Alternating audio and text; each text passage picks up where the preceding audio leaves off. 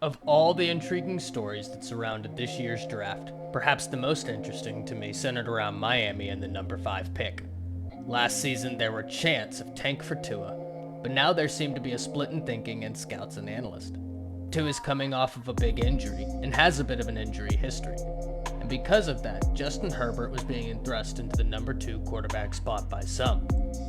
The pick would come down to 2 players: the big-armed quarterback with prototypical size in Justin Herbert, or the talented left-handed quarterback out of Alabama, Tua Tagovailoa. In the end, Miami picked Tua, and after watching all the games both quarterbacks played in over the past 2 years, I think Miami got the right guy. And while Justin Herbert has a ton of upside, I couldn't help but notice one glaring thing that stood out to me: his lack of consistency.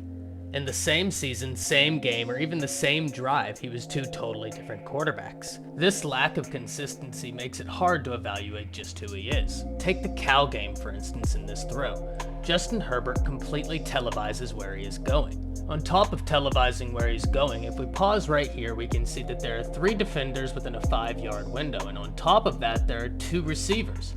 Not only should this ball never have been thrown, it was thrown just far enough behind the receiver that allowed the cornerback to make a clean break on the ball and come away with a big pick that possibly saved a touchdown. It is this inconsistency that makes him so hard to evaluate. And sure, Justin Herbert does have plenty of upside, which makes it all the more frustrating. Take this throw, for instance. Herbert simultaneously shows off the big arm plus the questionable decision making. Right here he has the running back breaking open into the flat, and instead of throwing to the running back's inside shoulder and allowing him to make a play, Herbert forces the ball to the outside shoulder of the running back, making him turn into contact. But let's focus on what Justin Herbert does exceptionally well, and that is show off the arm. On this throw right here, Justin Herbert has pressure all over him and is able to deliver a strike in the corner of an end zone. This throw is incredible for a few reasons. First, Justin Herbert never allows his feet to completely set, and secondly, because he never allows them to set when the defender is bearing down on him, he has to step away from the throw. Despite all of that, delivers a dime. This is the throw that NFL executives look at and are coveting. Or take this one, where he shows off just how strong his arm is. With the defender draped all over him and taking him to the ground, he's able to deliver a strike to the open receiver. I'm not sure whether or not Justin Herbert's offense at Oregon, which was so reliant on the screen pass, or Justin Herbert is more to blame for his inconsistencies and lack of a downfield attack.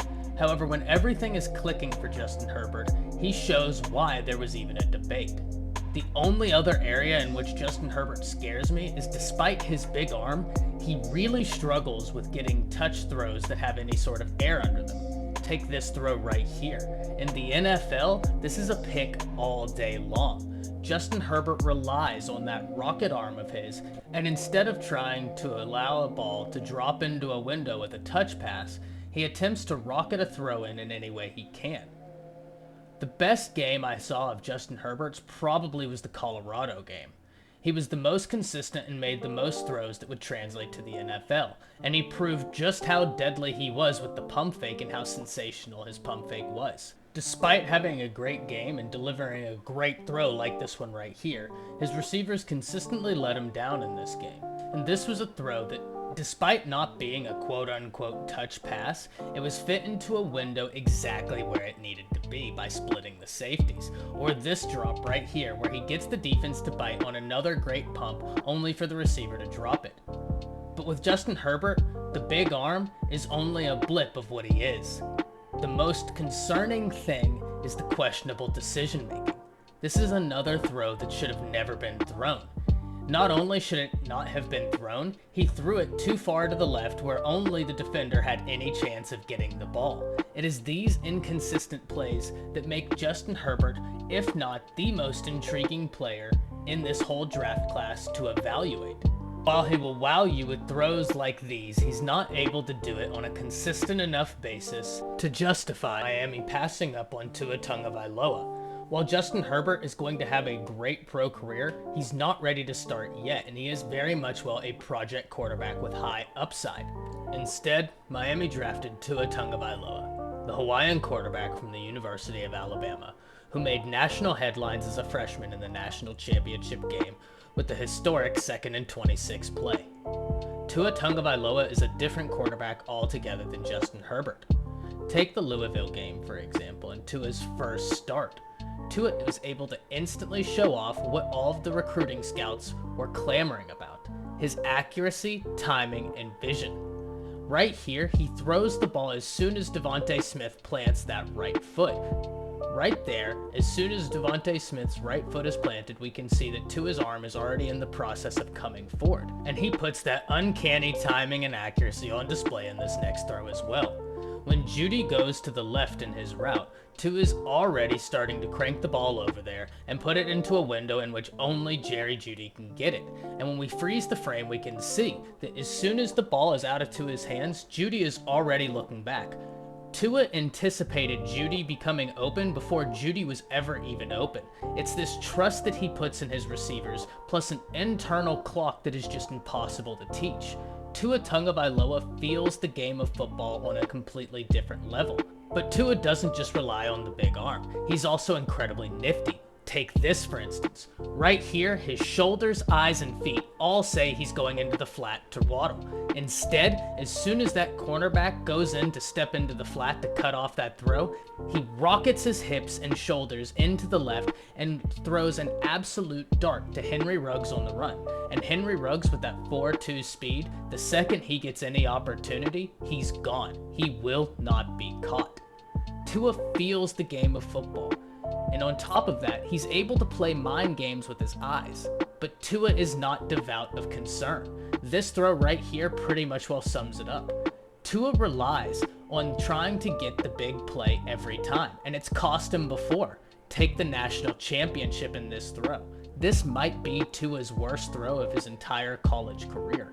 This ball absolutely should have never been thrown, and it kind of goes to play on his internal clock and trust in receivers. Sometimes it becomes too much, but if Tua allows the game of football to come to him, he can make flat-out incredible plays that remind you of Russell Wilson, like this, navigating the pocket and able to throw downfield strikes on a dime. The biggest concern is whether or not he's going to force the throws, because in the NFL, DBs will make him pay.